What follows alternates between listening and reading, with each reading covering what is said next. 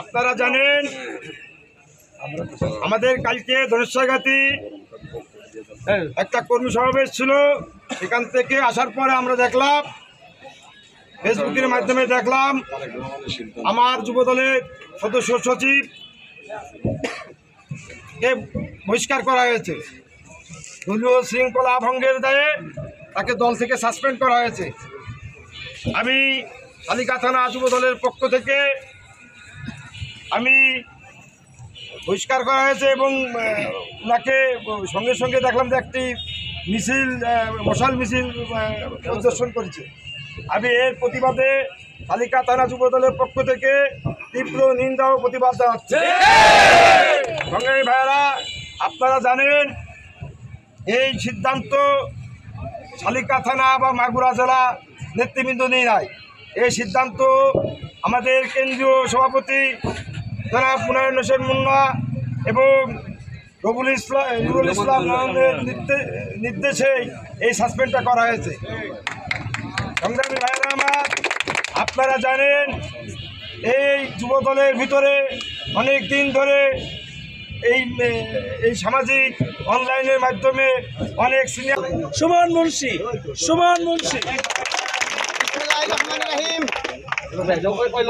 আজকে আমরা এখানে উপস্থিত হয়েছি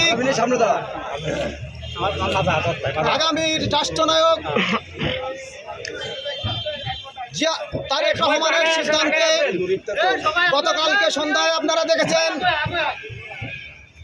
যে সদ্য শালিখা উপজেলার সদস্য সচিব ওনাকে দলীয় শৃঙ্খলা ভঙ্গের কারণে বহিষ্কার করা হয়েছে।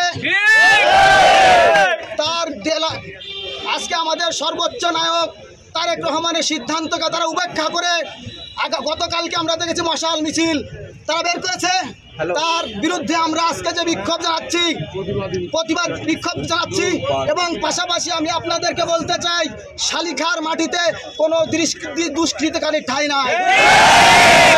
দলীয় সিদ্ধান্ত যে ভঙ্গ করবে, যে বহিষ্কার করবে, তাদেরকে প্রয়োজন হলে আমরা এই জাতীয়তাবাদী শক্তি আমরা প্রতিহত করবো ইনশাআল্লাহ বলে আমার সংক্ষিপ্ত বক্তব্য শেষ করছি।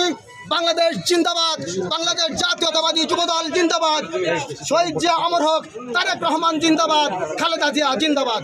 আল্লাহ জানেন বিগত দিনে এই যুবদলের সদস্য সচিব বহিষ্কৃত হয়েছেন, তার বিভিন্ন ধরনের হুমকি ধামকি সামাজিক যোগাযোগ মাধ্যমে হয়েছে। আমরা হয় চক্ষু লজ্জায় নাই ভয়ে কেউ কিছু বলতে পারি নাই বিভিন্ন সময়।